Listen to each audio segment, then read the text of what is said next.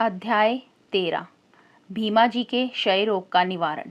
श्री गणेश, भगवती सरस्वती तथा गुरु महाराज के चरणों में मेरा साष्टांग प्रणाम। फिर अपने कुल देवता श्री सीता रामचंद्र के श्री चरणों में मेरा साष्टांग नमन। अंत में मैं श्री सच्चिदानंद सद्गुरु श्री साईनाथ महाराज के चरणों में नतमस्तक होकर उनकी स्तुति करता हूँ।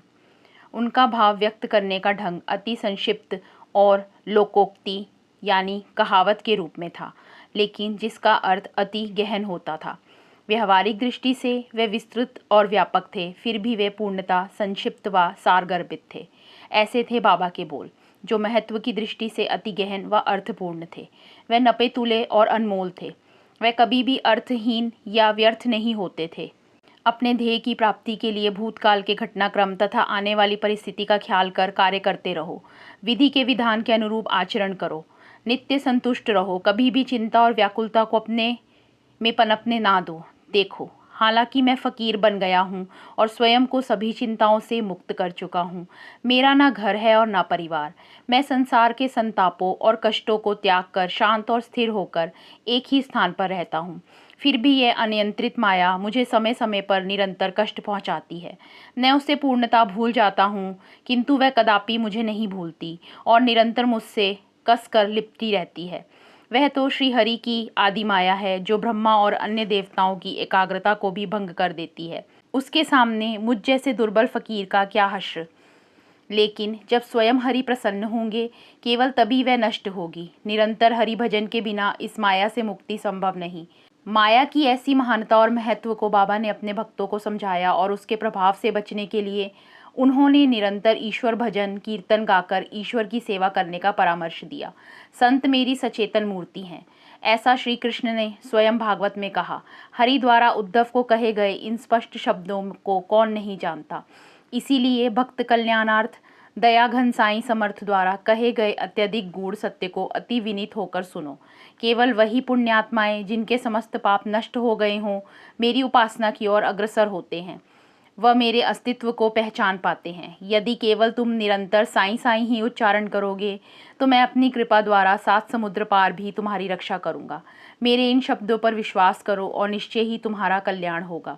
ना तो मुझे समस्त पूजा सामग्री की आवश्यकता है, ना ही षोडश या फिर अष्टोपचार की या धार्मिक रीति रिवाज की आवश्यकता है। जहाँ अपरंपार भाव और विश्वास है, मैं वहीं पर निवास करता हूँ। अपने भक्तों के प्रेमवश समय समय पर बाबा ऐसा कहा करते थे। अब हम केवल उनके प्रिय शब्दों का स्मरण करके ही आराम व संतोष प्राप्त कर सकते हैं। और अब आगे देखिए कि इस दयालु साईं सखा अनाश्रितों के आश्रयदाता ने भक्तों के कल्याणार्थ कैसी अद्भुत लीला रची। चित्त को बिना भटकाए ध्यानपूर्वक इस नूतन कथा का श्रवण करो, जिससे तुम्हारे ध्येय की प्राप्ति हो जाएगी। जब साईं के श्रीमुख से निकली अमृत वर्षा स्वयं ही बल और संतोष का झरना हो, तब अपने हित की दृष्टि से शिरडी आने के प्रयत्न के कष्ट से कौन कतराएगा। गत अध्याय में अग्निहोत्री ब्राह्मण की कथा का वर्णन किया गया था, जहां उन्हें अपने गुरु के दर्शन हुए थे, जिन्होंने पहले ही समाधि ले ली थी। फलस्वरूप ब्राह्मण आनंद मग्न हो गए थे।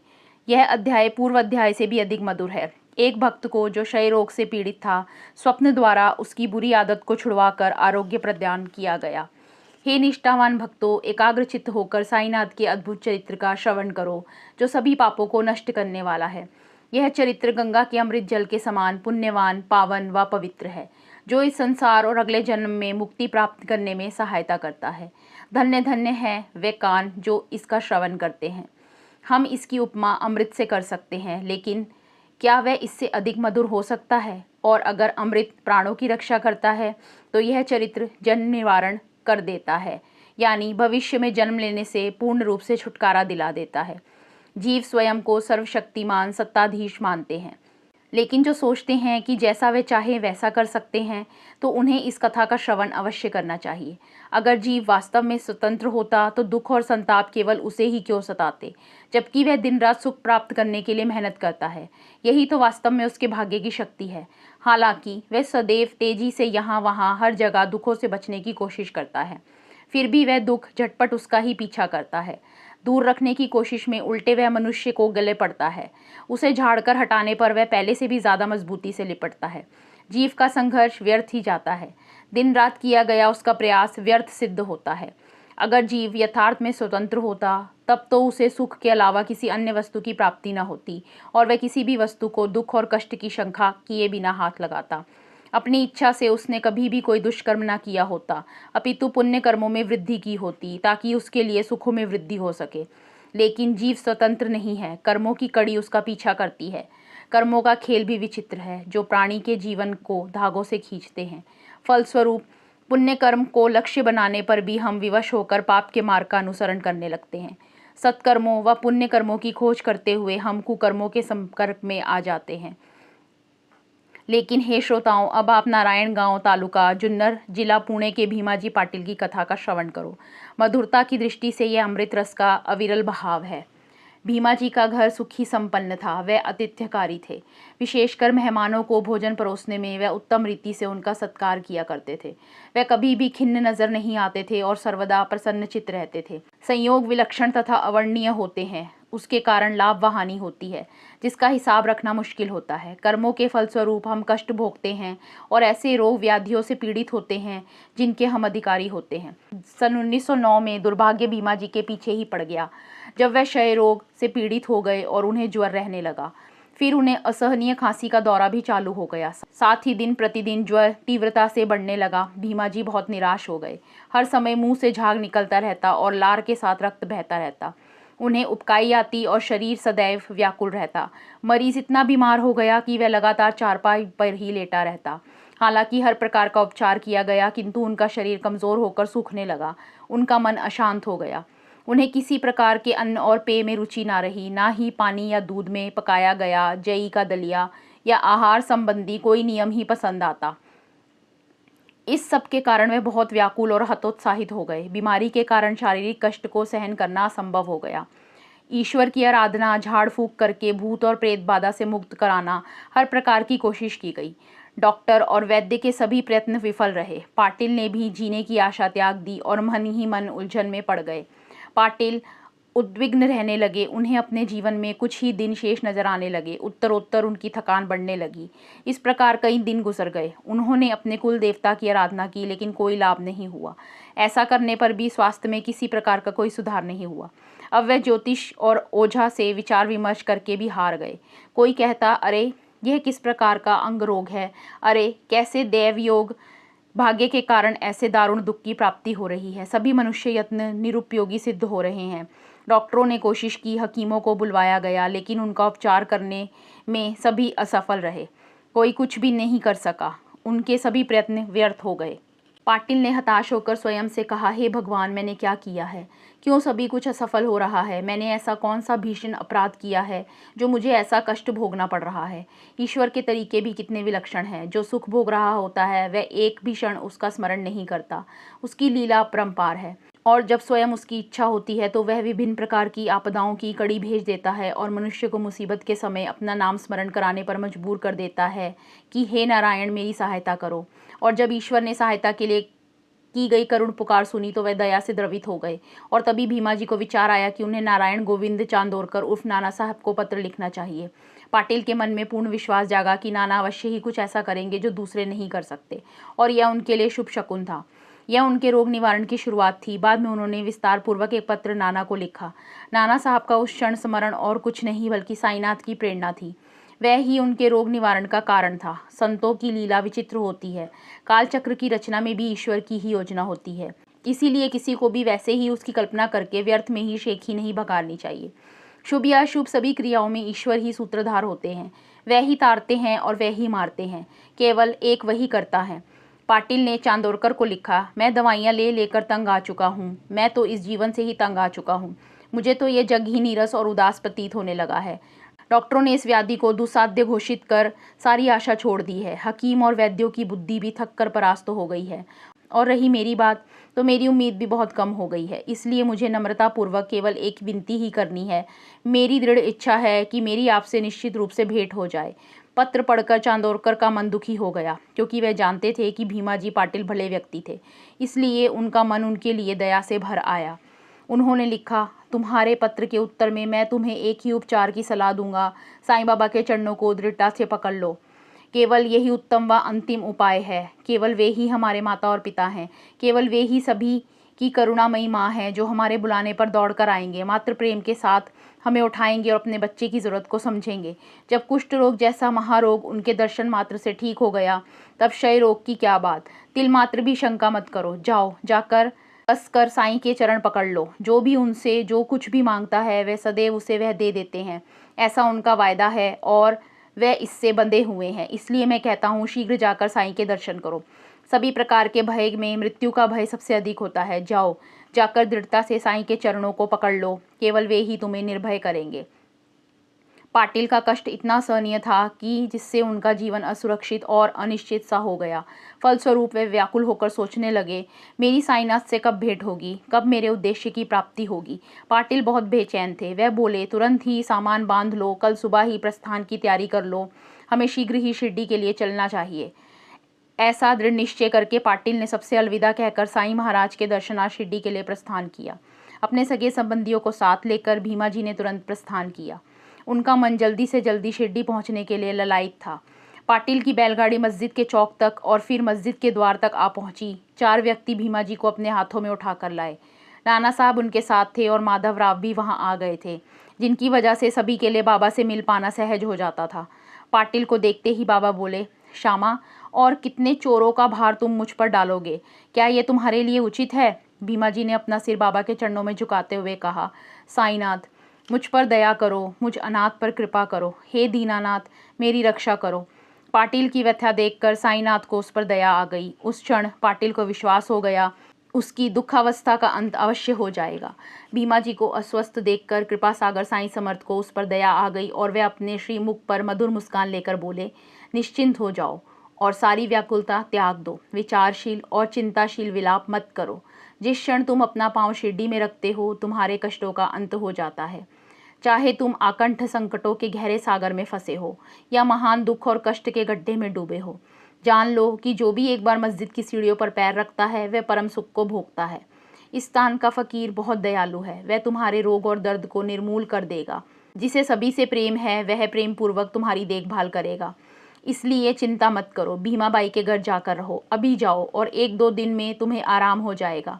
जिस प्रकार किसी व्यक्ति को जीने की कोई आशा ना हो और अचानक भाग्यवश उस पर अमृत वर्षा हो जाए और तत्काल पुनर्जीवन मिल जाए, ऐसे संतोष का अनुभव पाटिल को हुआ।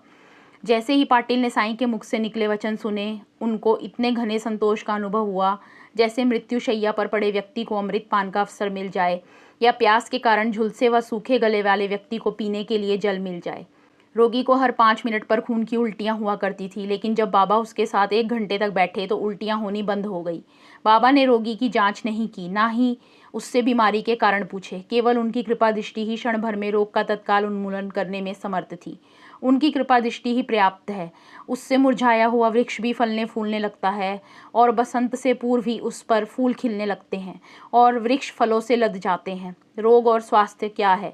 जब तक व्यक्ति के पाप और पुण्य का अंत ना हो या जब तक वह अपने कर्मों को ना भोग ले, तब तक कोई अन्य उपाय काम में नहीं आता। केवल कर्मों को भोगने पर ही उनका अंत होगा। जन्म जन्मांतर तक यह पूर्णता निश्चित है। जब तक हम अपने कर्मों को ना भोग लें, तब तक अन्य कोई उपाय निवृत्तिदायक नहीं है। फिर भी अगर भाग्यवश किसी को संत के दर्शन का सौभाग्य प्राप्त हो जाए तो वह व्याधि को दूर कर देता है और व्याधिग्रस्त व्यक्ति उस कष्टपूर्ण रोग को बिना दर्द के सहज ही सहन कर लेता है। व्याधि अपने साथ भयंकर पीड़ा और कष्ट लाती है, परंतु संत अपनी करुण दृष्टि से बिना दुख और कष्ट भोगे रोग को नष्ट कर देते हैं। केवल बाबा के शब्द ही प्रमाण है, केवल वे ही रामबाण औषधि हैं। एक बार काले कुत्ते को दही और चावल खिलाने से मलेरिया का उपचार किया गया था। यह लघु कथाएं मुख्य कथा से कुछ हटकर प्रतीत हो सकती हैं, लेकिन जब इन सभी के सारांश को सुना जाएगा तब इनकी उपादेयता स्पष्ट हो जाएगी। इसके अलावा क्या ये स्वयं साईं ही नहीं है जो मुझे इनका स्मरण करवा रहे हैं? साईं ने कहा था, मैं स्वयं अपनी कथाओं का वर्णन करूंगा, और वे ही हैं जिन्होंने इस अवसर पर मुझे इन कथाओं का ध्यान करवाया है। एक बार बाला गणपत नाम का एक भावुक भक्त दीन मुख के साथ मस्जिद में आकर बाबा के सन्मुख खड़ा हो गया और बोला, मैंने ऐसा कौन सा भयंकर पाप किया है? यह मलेरिया ज्वर मेरा पीछा क्यों नहीं छोड़ रहा? बाबा, मैंने कई उपचार किए हैं, लेकिन यह ज्वर मेरे शरीर को छोड़ ही नहीं रहा। अरे अब मैं क्या करूं? मैंने जड़ी बूटियां, काढ़े, जोशांदे सब इस्तेमाल कर लिए हैं। अब आप ही मुझे कोई उपचार बताएं जिससे यह ज्वर ठीक हो जाए। बाबा का हृदय द्रवित हो गया और उन्होंने मलेरिया के लिए एक विलक्षण उपाय बताया। ज़रा ध्यान से उसे सुनो। लक्ष्मी माता के मंदिर के समीप एक काले कुत्ते को थोड़ा सा दही और चावल खिलाओ और तुरंत ही तुम्हारा उपचार हो जाएगा। भयभीत बाला तब भोजन ढूंढने के लिए घर गए। सौभाग्यवश उन्हें ढके हुए कुछ चावल मिल गए, समीप ही दही भी मिल गया। बाला ने सोचा, यह अच्छा हो गया कि दही और चावल मिल गए हैं, लेकिन उपयुक्त समय पर क्या मंदिर के समीप काला कुत्ता मिलेगा? बाला की चिंता व्यर्थ थी। जैसे ही वह बताई हुई जगह पर पहुंचे, उन्होंने देखा कि एक काला कुत्ता पूंछ हिलाते हुए उन्हीं की ओर आ रहा था। बाबा के कहे अनुसार सब कुछ होता देखकर बाला प्रसन्न हो गए। बाला ने कुत्ते को दही और चावल खिलाए और बाद में जो कुछ भी हुआ सब बाबा को जाकर बताया।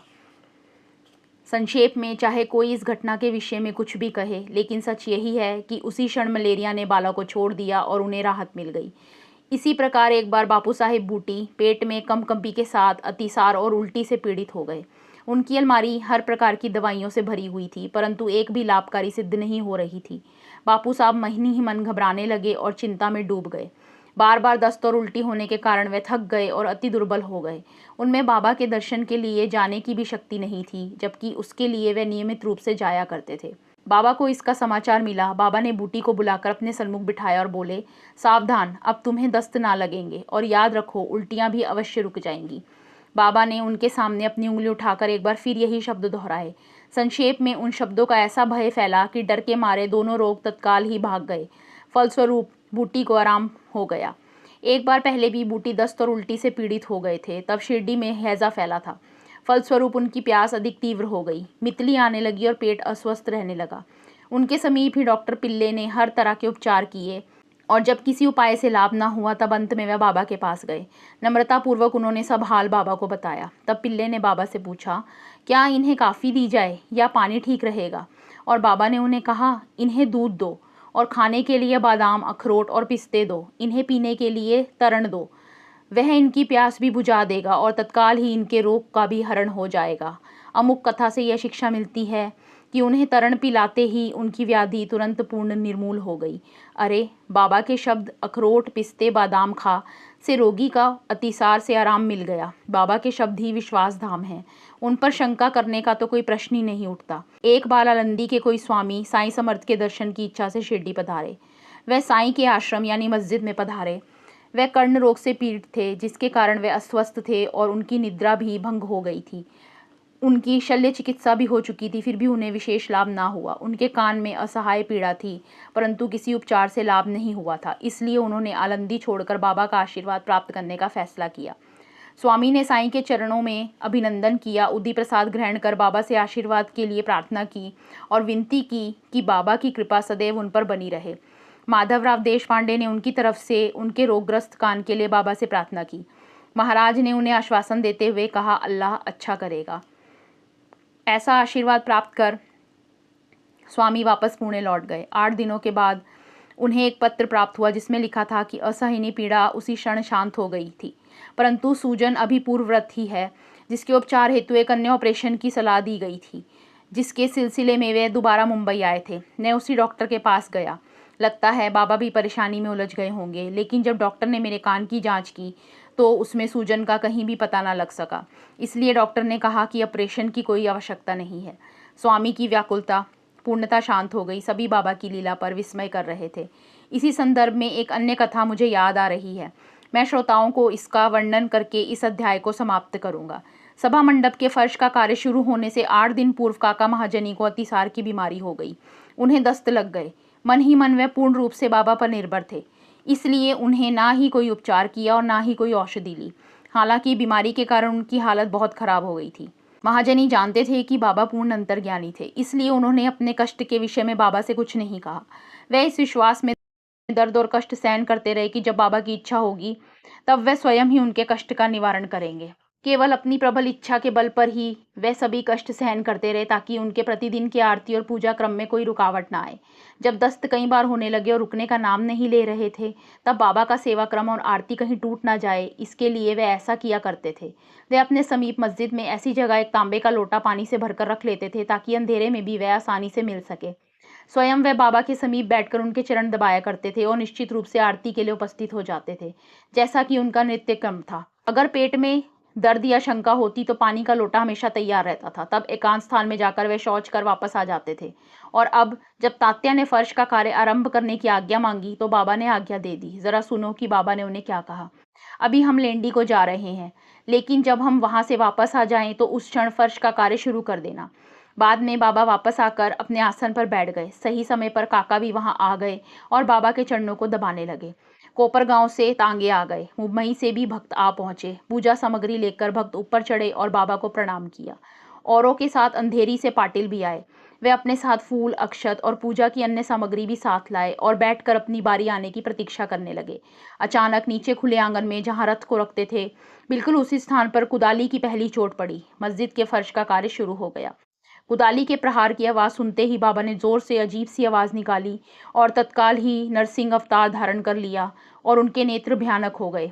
यहाँ किसने कुदाली का फटका मारा है? मैं उसकी कमर तोड़ दूंगा। ऐसा कहते हुए वह उठ गए और तुरंत ही अपना सटका उठाकर उत्तेजित हो गए और सभी के दिलों को दहला दिया। मजदूर ने तुरंत कुदाल वहीं पर फेंक दी और वहां से अपनी जान बचाकर भाग खड़ा हुआ। सभी वहां से भागने लगे। काका भी भागने लगे। तब अचानक बाबा ने उनका हाथ पकड़ लिया। तुम कहाँ जा रहे हो? वे बोले, आओ बैठ जाओ। इसी बीच तात्या और लक्ष्मी आ गए। बाबा ने दिल खोलकर उन्हें गालियां दी। जो आंगन के बाहर खड़े थे उन पर भी गालियों की बौछार पड़ी। अचानक बाबा ने वहां पड़ी भुनी हुई मूंगफली की थैली उठा ली। मस्जिद में जब बाबा क्रोधित हुए थे तो डर के मारे वहां भागदौड़ मच गई। तभी वह थैली किसी के हाथ से गिर गई होगी। दाने एक सेर तो अवश्य ही होंगे। बाबा एक मुट्ठी मूंगफली निकालकर उसे अपने हथेलियों के बीच रखकर मलते और फिर फूंक मारकर उनके छिलकों को उड़ा देते। वे जब महाजनी को साफ मूंगफली के दाने खिला रहे थे तो साथ साथ गालियों की बौछार और दानों को घिसकर साफ भी करते जा रहे थे। जैसे ही वे महाजनी के हाथ पर दाने रखते वैसे ही उन्हें बोलते, इन्हें खा लो। कभी कभी वह कुछ दाने अपने मुंह में भी डाल लेते थे। इस प्रकार सारी थैली खाली हो गई। जैसे ही मूंगफली समाप्त हुई वैसे ही बाबा बोले, पानी लाओ, मैं प्यासा हूँ। काका टोटीदार गहरा बर्तन पानी से भरकर ले आए। बाबा ने स्वयं भी उसमें से पानी पिया और काका को भी पीने के लिए कहा। जैसे ही काका ने पानी पिया बाबा उनसे बोले, अब जाओ, तुम्हारा अतिसार रोग दूर हो गया है। लेकिन अरे, वे ब्राह्मण कहाँ चले गए हैं? जाओ, जाकर उन्हें यहाँ ले आओ। बाद में सभी लोग अंदर आ गए और मस्जिद पहले की तरह भर गई। एक बार फिर मस्जिद के फर्श का काम पुनः प्रारंभ हो गया, लेकिन काका का अतिसार रोग दूर हो गया। अरे, अतिसार रोग के लिए क्या औषधि है? असली औषधि तो संत के वचन हैं। जो उन्हें प्रसाद रूप में ग्रहण करता है उसे किसी अन्य औषधि की आवश्यकता नहीं होती। हरदा के एक सज्जन 14 वर्षों से उदर रोग से पीड़ित थे। उन्हें हर प्रकार का उपाय किया परंतु किसी से कोई लाभ नहीं हुआ था। उनका नाम दत्तोपंत था। अचानक किसी से उन्हें यह समाचार प्राप्त हुआ कि शिरडी में साईं नाम के एक महान संत हैं, जिनके दर्शन मात्र से सभी कष्टों और रोगों का अंत हो जाता है। ऐसी कीर्ति सुनकर वह शिरडी आए और बाबा की दया प्राप्त करने के लिए विनती करते हुए अपना सिर उनके चरणों में झुका दिया। बाबा, पूरे 14 वर्ष गुजर चुके हैं और मैं इस उदर रोग से पीड़ित हूँ। अब बहुत हो गया। अब मैं सब्र खो चुका हूँ और ना ही अब मुझ में पीड़ा को सहन करने की शक्ति है। मैंने कभी भी ना तो किसी को धोखा दिया है, ना कभी कष्ट पहुँचाया है, ना ही कभी माता पिता का निरादर किया है। मुझे अपने पूर्व जन्म के कर्मों का ज्ञान नहीं है, जिनके कारण मैं इतना कष्ट भोग रहा हूँ। केवल संतों का प्रेमावलोकन, संत प्रसाद और उनके आशीर्वचन ही समस्त व्याधियों को हर सकते हैं। इनके अलावा अन्य किसी की भी आवश्यकता नहीं पड़ती। और दत्तोपंत का भी ऐसा ही अनुभव था। जैसे ही बाबा द्वारा वरद हस्त उनके माथे पर रखा गया, उन्होंने विभूति और आशीर्वाद ग्रहण किया, वैसे ही उनका चित्त शांत हो गया और उन्हें आराम मिल गया। महाराज ने फिर उन्हें कुछ दिन वहीं पर रखा। धीरे धीरे उदर रोग पूर्णतः ठीक हो गया। यथार्थ में ऐसे होते हैं महात्मा। मैं उनकी महानता, शक्तियों और नित्य स्वभाव का पूर्ण रूप से वर्णन कैसे कर सकता हूँ। सभी प्राणियों के प्रति समभाव तो उनकी प्रकृति ही होती है। जैसे जैसे मैं उनकी लीलाओं का गुणगान करता हूँ, मुझे एक से बढ़कर एक कथा का स्मरण हो जाता है। लेकिन अभी हमें मुख्य कथा के सूत्र को पकड़कर भीमा जी के चरित्र को आगे बढ़ाना चाहिए। बाबा ने उदी मंगाई, जिसमें से कुछ उन्होंने भीमा जी को दी और थोड़ी उनके माथे पर लगाई। फिर उन्होंने आशीर्वाद स्वरूप अपना वरद हस्त भीमा जी के सिर पर रख दिया। फिर भीमा जी को वापस अपने कमरे में जाने का आदेश मिल गया। पाटिल कुछ कदम चलकर गाड़ी तक पहुंचे। उन्होंने स्वयं को सशक्त महसूस किया। वे बाबा द्वारा निर्दिष्ट स्थान यानी भीमाबाई के घर गए। हालांकि बाबा द्वारा बतलाया गया स्थान तंग और संकुचित था, लेकिन उसका अपना ही महत्व था, क्योंकि वहां फर्श को थोड़े समय पूर्व ही चिकनी मिट्टी से समतल किया गया था, इसलिए फर्श अभी गीला था। लेकिन बाबा की आज्ञा मानकर उन्होंने वहीं पर सब तैयारी कर रहने का फैसला किया। वास्तव में गांव में रहने के लिए सूखा स्थान भी मिल सकता था, क्योंकि भीमा जी कई गांव वालों को जानते थे। लेकिन बाबा के मुख से कहे गए स्थान को किसी अन्य स्थान द्वारा नहीं बदला जा सकता था। इसलिए उन्होंने उस स्थान पर 2 बोरे बिछाकर उस पर अपना बिस्तर लगा लिया और शांत चित्त में उस पर लेट गए। उसी रात भीमा जी ने स्वप्न में देखा कि वह एक विद्यार्थी हैं और उनके अध्यापक उन्हें पीट रहे हैं। हाथ में बेंत लिए वह बहुत जोर से पीट रहे हैं, जैसे कि उनकी कमर ही तोड़ देंगे, ताकि उन्हें प्राकृत कविताएं कंठस्थ हो जाएं। इस तरह अपने विद्यार्थी को वह बहुत कष्ट दे रहे थे। श्रोतागण ये जानने के लिए बहुत उत्सुक होंगे कि वह कौन सी कविता सवाई थी। इसलिए जैसा मैंने सुना था, मैं विस्तार से उसके एक एक शब्द का वर्णन कर रहा हूँ। कविता।